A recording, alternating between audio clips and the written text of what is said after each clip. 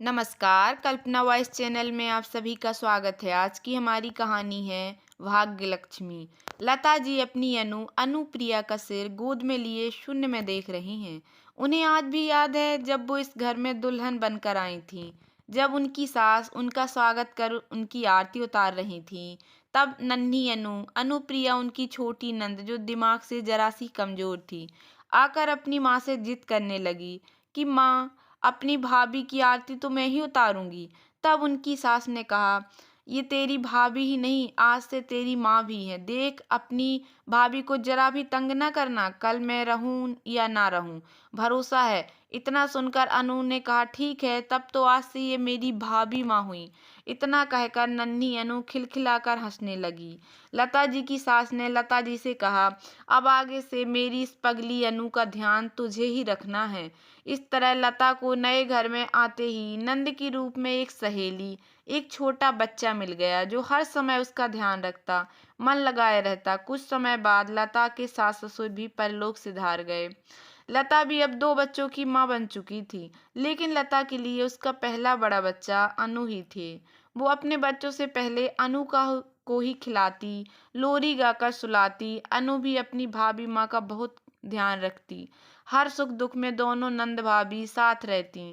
भाभी जो भाभी सो जाती तो अनु बच्चों को डांटती कि जरा भी शोर ना करें, नहीं तो अनु बुआ पिटाई कर देगी। पिटाई समझे ना, झूठ मूठ कर डराती। कभी लता के सिर में सर दर्द होता, उनका सिर दबाती, सिर की मालिश करती। लता के लाख मना करने पर भी कभी उसे अकेला न छोड़ती।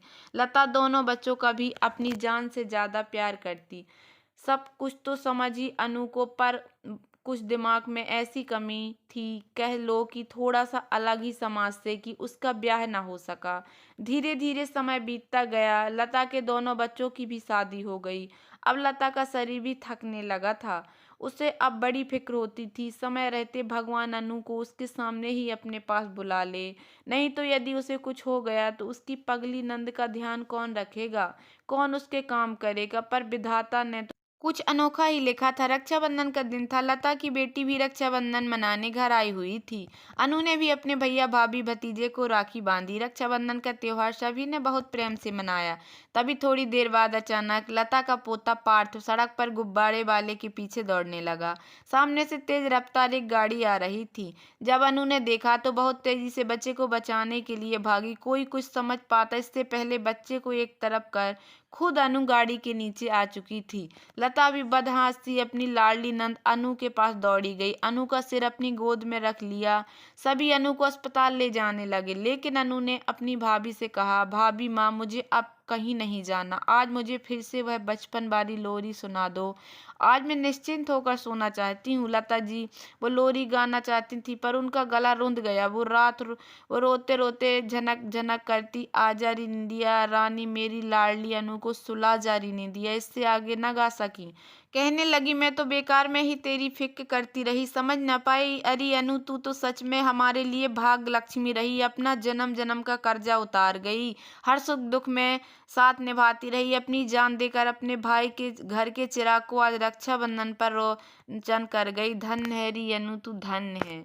तो दोस्तों, कैसी लगी आप लोगों को मेरी ये छोटी सी कहानी?